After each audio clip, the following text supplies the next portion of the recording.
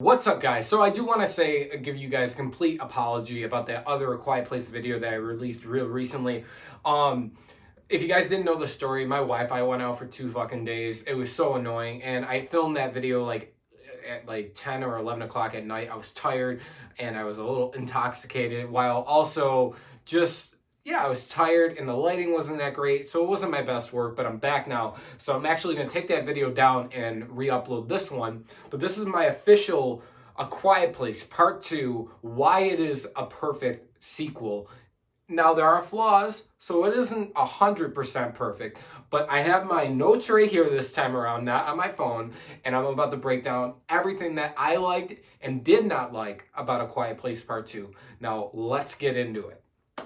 Alright guys, A Quiet Place Part 2 is directed by John Krasinski and stars technically John Krasinski for the first 15 minutes, Emily Blunt and Cillian Murphy, and the kids. I don't know the actors of the kids, but I do want to talk about the first film briefly. I will probably be doing a movie versus movie right after this as well.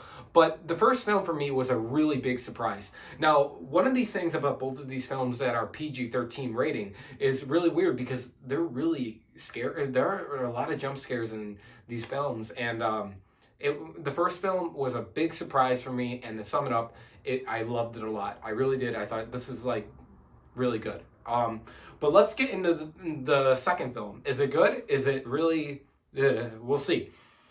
So the pros, the suspense and tension is there, just like in the first film. Now you're going to hear a lot of comparisons I'm going to say from the first film to this, and that will get into my cons about what could be a con for some viewers of watching this film. But the suspense and tension is there just like the original. Those like tense moments, like you gotta hide from the fucking creatures, or that they can hear you but they can't see you. That's all there, and I loved it because it got me. The jump scares are there as well again, and they're really good. I tell you, these jump scares are fucking awesome. I actually love them a lot. I love how the creatures look too. They're really fucking cool. So also, this is what I want to get into. So I love the world building aspect. Now, I love seeing the first 15 minutes of the film being a prequel to even the first film, and we understand what goes on in this world, or what happened, and how John Krasinski's the Abbott's, I think it's the Abbott family, how their daughter is deaf, and like how she uses sign language is a key thing. Which is a key thing throughout the film, both films as well. And then we get introduced to Cillian Murphy's character as being one of the like friendly neighborhood people in that. And there's a key thing with a meaning of how to say dive in sign language, and that obviously plays into the story later on. Now, like I said, there were so many people who were like speculating, how the fuck did these creatures get here? Did they evolve, or did they personally, did they just fucking come from a rocket ship or a comet, and they came from a comet? And I'm fine with that. It's not a cop out or anything. If that's what John wanted to decide to do, that's fine. I liked it. It makes sense, and that's what I love about the film. But like I said, so personally, there isn't, by the way, spoilers. Personally, there isn't really a great reason why they should have left the house. We know the barn was on fire in that, but the house is perfectly intact. So I don't know exactly why they moved. I believe it was just because they saw the fire signal and they wanted to start traveling. But also a good other reason is that they believe it's not safe anymore. They feel like the creatures will come back and that. So I feel like that's why they started to leave and go on like mobile. And the best thing is about this film is I love exploring more of the world with these creatures in it. I thought it was fucking cool. And I love it. I actually really did like it. All the acting was incredible. So Emily Blunt is not in the film a lot, but she's great, just like in the first one. She's a fucking amazing actress, and she's beautiful, I'm not gonna lie. But the standout are the kids and Cillian Murphy. I love Cillian Murphy. Inception, Dunkirk, fucking Scarecrow, and Batman Begins, the trilogy. I love Cillian Murphy. And he was fucking incredible in this film. I really liked his character a lot. He was so fucking good. I cannot get over how good this guy can act with his nice pearl blue eyes. Oh, fuck, he's awesome. But the kids are a standout in this film as well, especially the daughter. I don't know the actress's name, but she is incredible in this film for being a kid. And I'm really happy you say it because in the first film she was kind of like pissed me off because she kind of, no offense, got her brother killed and she kind of did some stupid things that pissed me off and that. But in this film she redeems herself and I just love her character as well. And I love the little brother too, but he keeps screaming. We can get in that after like he got that trap on his foot and that and it started bleeding, and I understood why he screamed, but he got annoying in that. It was whatever. But overall though, guys, the acting in this film is incredible, like the first one.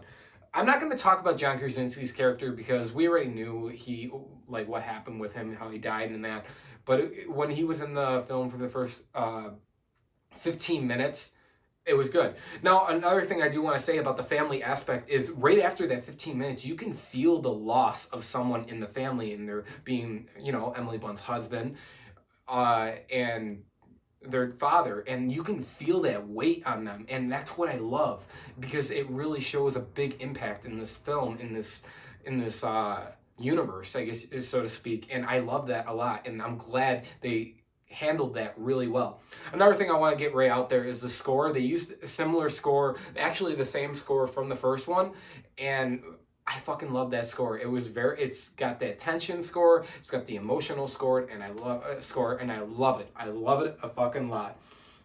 So the environment, like I said before, like the world building aspects in that, discovering the new island in that where people can talk because there's no creatures on that island, with the radio tower in that, the environment is incredibly there. Now, I will talk about that sequence in that style and some of the action in a minute.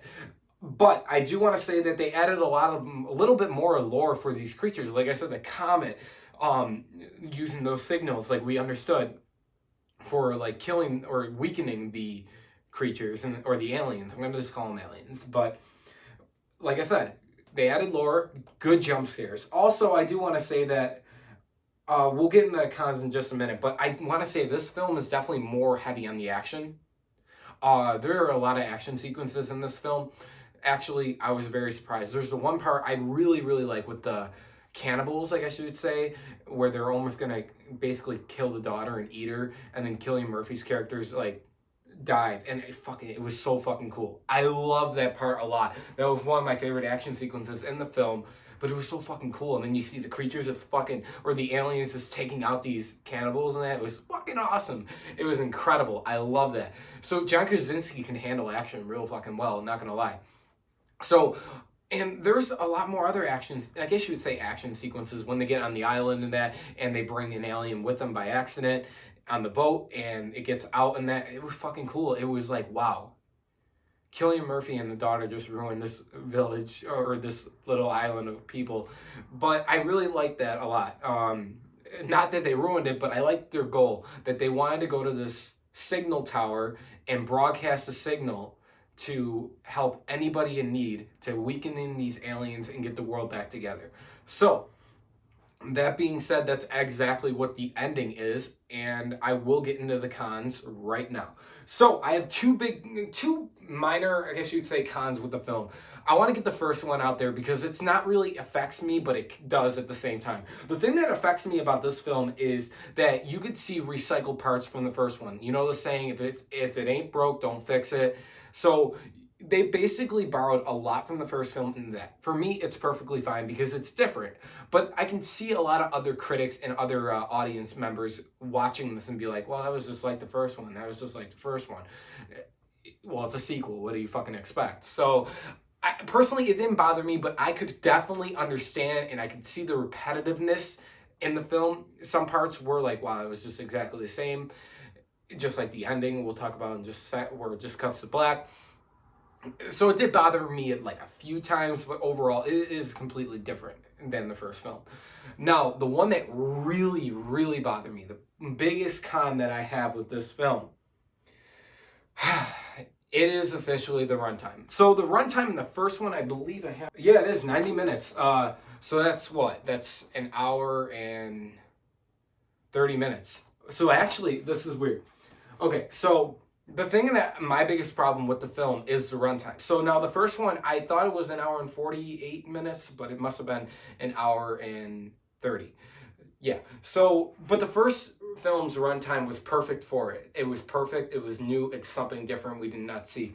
This being a sequel, I felt like this film could have definitely benefited from a little longer of a runtime. How long am I talking? I'm talking maybe another 15 minutes, 20 minutes, maybe even to a solid 2 hours. The reason why is when you're going through this film, it is just completely like fucking, you're going with this, you're going with the story. It doesn't slow down or anything, but there aren't really many times, really, there are some, but there aren't many times where the characters just breathe and we get some more like exploration in that. Like, I felt like it felt rushed. Now, I don't know if that was John's idea to have it more short or like short like this, like the first one, or there was some shit in the cutting room floor and it had to get cut. I don't know. But personally, if they're going to do a third one, which I imagine they're definitely gonna, just make it, if it's going to be the last one to wrap up the trilogy, make it as long as it needs. If they really thought this film was an hour and 37 minutes, which I don't believe, I think it was a little bit longer,